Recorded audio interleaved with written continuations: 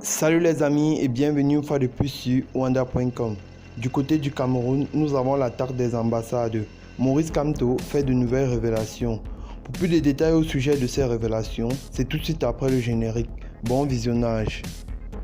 Eh bien les amis, mais avant de commencer, n'oubliez pas de cliquer sur le petit bouton rouge situé en bas de votre petit écran afin de vous abonner à la chaîne et d'activer la cloche de notification pour ne pas rater les prochaines vidéos. Bon visionnage.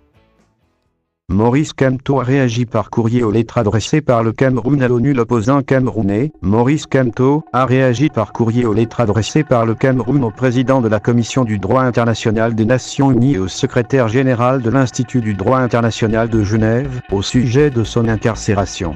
Il y dénonce le niveau d'abaissement du régime de Yaoundé.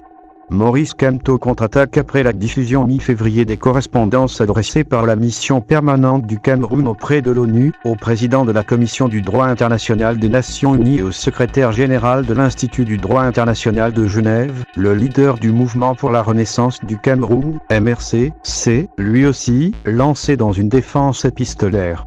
Dans deux lettres transmises le 17 avril aux mêmes personnalités et dont Jeune Afrique a récemment obtenu copie, sans que la défense ne souhaite leur publication, Maurice Kamto a démonté l'argumentaire juridique présenté par l'État du Cameroun au sujet de son arrestation et incarcération, à l'instar de celle de ses co-accusés interpellés dans le cadre des marches blanches du 26 janvier dernier.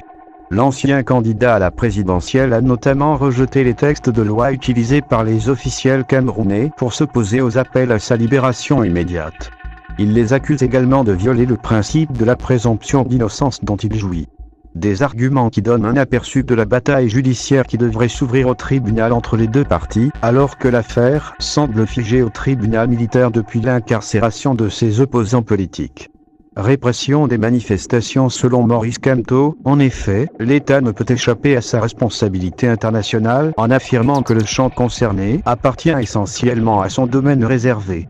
Un argument qu'il oppose à celui de la mission permanente du Cameroun à l'ONU, qui dénonçait les tentatives d'ingérence externe dans des affaires relevant de la souveraineté du Cameroun.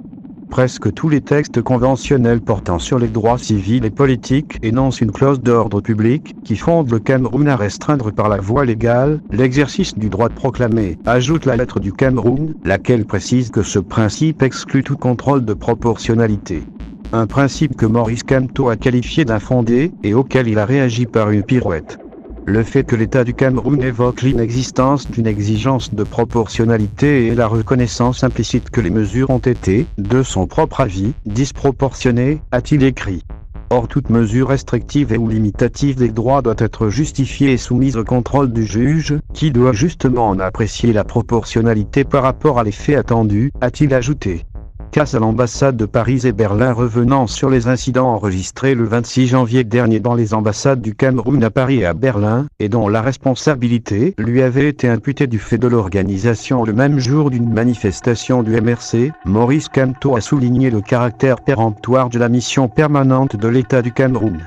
L'État du Cameroun, à travers sa mission permanente à Genève, considère comme établi des faits que les autres personnes arrêtées et moi-même contestons et pour lesquels un tribunal est saisi, violant ainsi la présomption d'innocence garantie à toute personne dans le cadre du droit à un procès équitable, conformément à l'alinéa 2 de l'article 14 du Pacte international sur les droits civils et politiques, PIP, a-t-il précisé.